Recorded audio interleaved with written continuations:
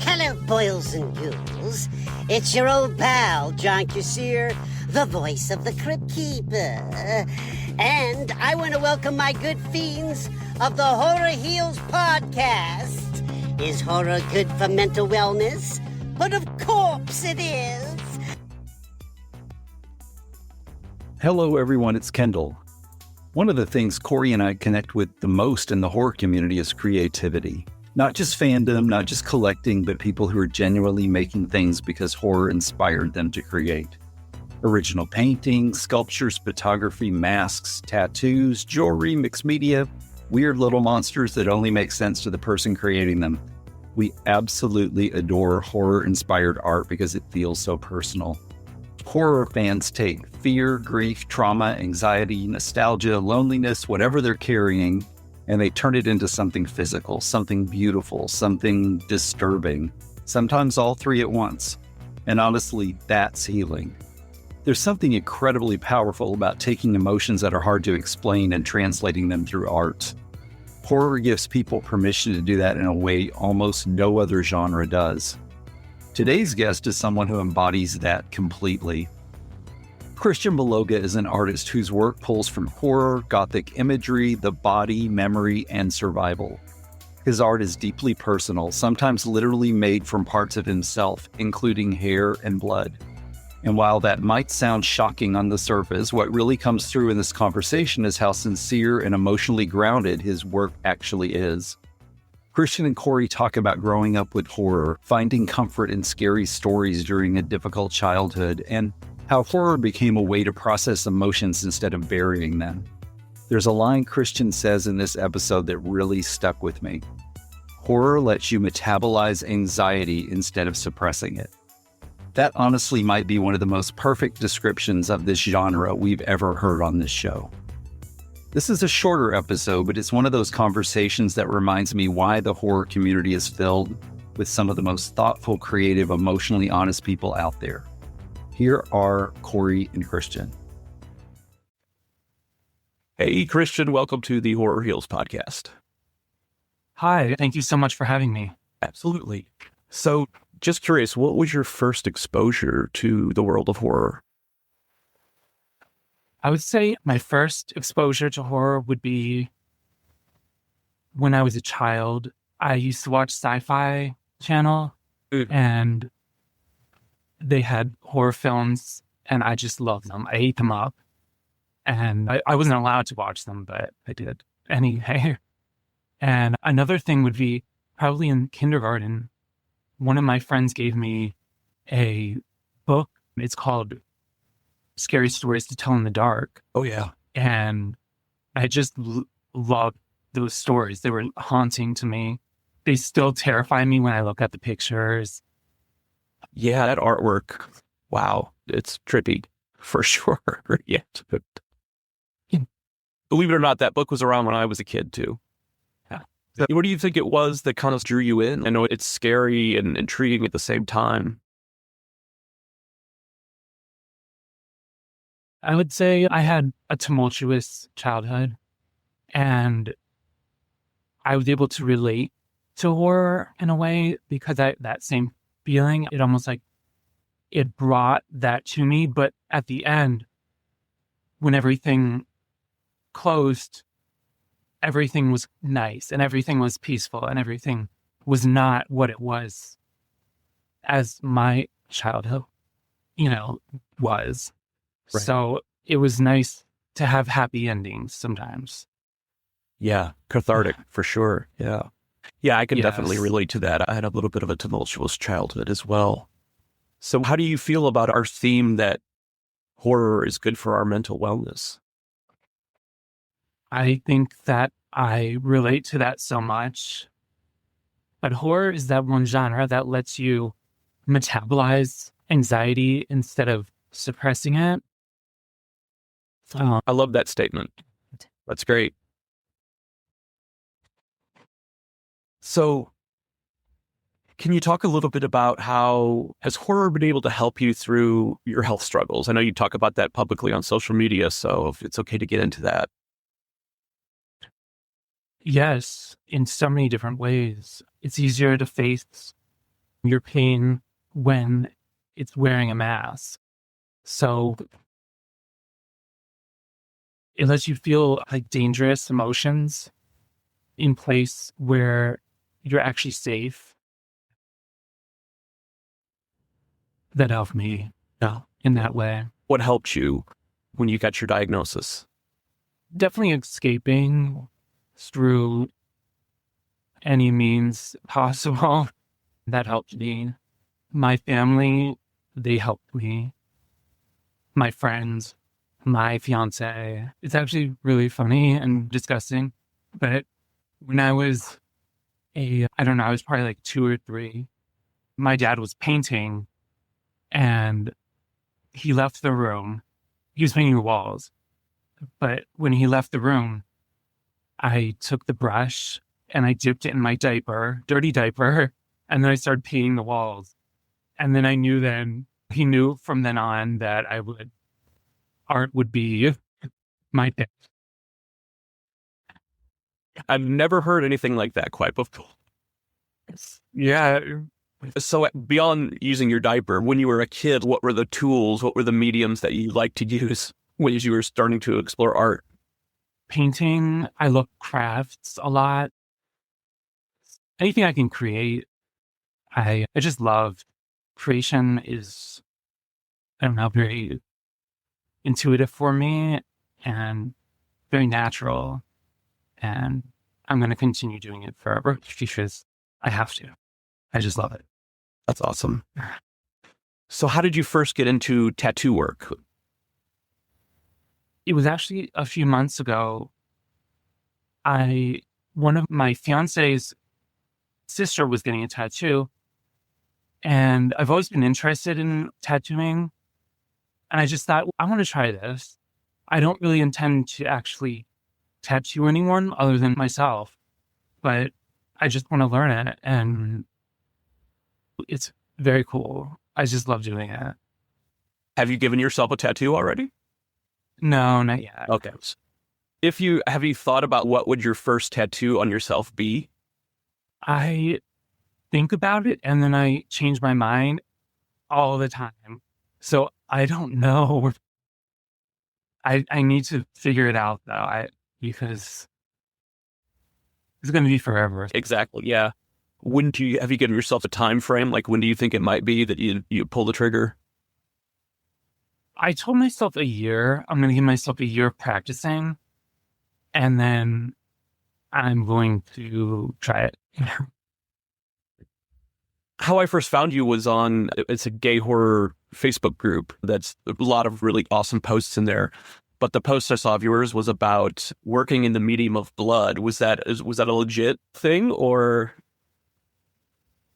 Oh, yes. I work with many different, curious, mediums. I work with human hair and I sculpt them. Oh, okay. Actually, Ripley's, believe it or not, they bought 3 or 4 hair sculptures from me with the human blood. This was back in, I think, 2014. And I also do miniature blood paintings, like you were talking about. Yeah. From my own blood. How do you harvest your own blood for the art? I prick my thumb or index finger with the diabetes. I don't even know what they're called. Oh. Yeah, like a pinprick sort of thing. Yeah. Oh, okay. All right. Interesting.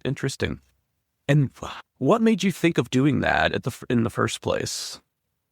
Working with parts of the body. I'm always trying to think of something new and different and personal. It's very rare that you see art is personal, but this is the art that I do is very personal.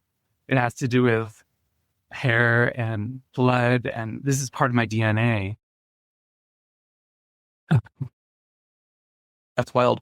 So when you were talking about the hair sculptures with Ripley's, is that your own hair, or whose hair is it? I grew out my hair and I was going to cut it off, but before I did, I decided to sculpt it. Wow. Can you describe the sculptures? Sure. The first one that I'm thinking of is a bat. They're all life size. So it's a bat. It's about probably like this few inches. The second one would be the fly, which is true to size, the fruit, like a horsefly. Yeah. And what was the other one? Oh, I did ants, like true to size. I did a rat. With an ant, like are you using a magnifying glass, or how is it that you were able to create an ant out of hair? I used to have very good eyesight, so I was able to just get in there and just weave it through and make knots and just build upon it. I don't know anymore. I haven't tried it in a while, but my eyesight's not that good anymore. Gotcha. So your fiance, is he also into horror?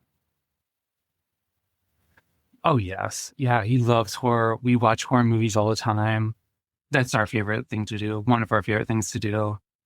Stay at home, watch horror movies, or go out to the theater. That's so much fun. Yeah. Yeah, I think experiencing a horror movie in the theater with a full audience is a different experience than watching it at home, for sure. Yes. Also, another thing he does, he's like my muse.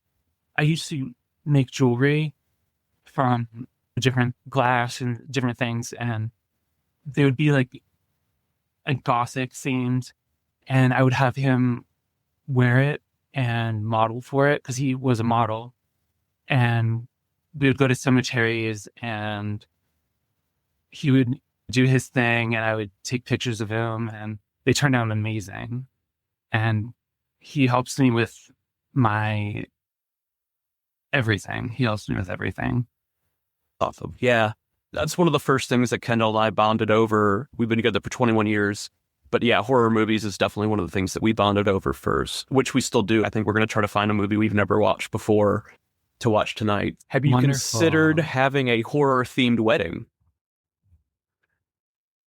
No. No, we didn't. We haven't thought about that.